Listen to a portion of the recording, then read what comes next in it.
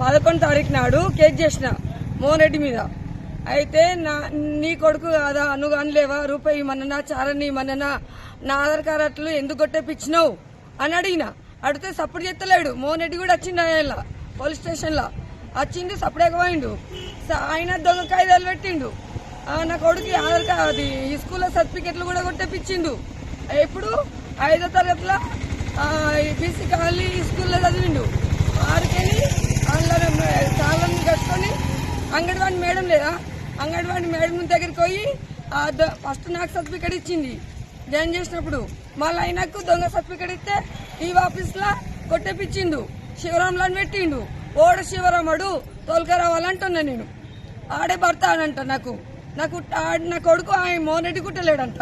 మరి శివరాముడు అంటే ఇప్పుడు ఎస్ఐ దగ్గర కూడా శివరాములని ఫైల్ పెట్టిండు. ఓడ శివరాములు తోలుకరావాలి. తోలుకొస్తేనే అది ఏదో నిర్ణయం అవుతుంది. అంతదాకా నేను లేవా. నాకు ఏదన్నా ఒక నిర్ణయం కావాలి. ఆధార్ కార్డులు కావాలి. నాకు ఆధార్ కార్డులు కొట్టేపించిండు.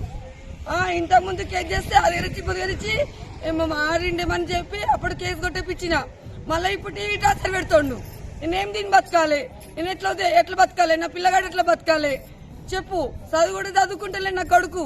నాకు నాన్న కావాలి మమ్మీ అంటోండు. నాకు నాన్న ఎవడో చూపెట్టమంటోండు.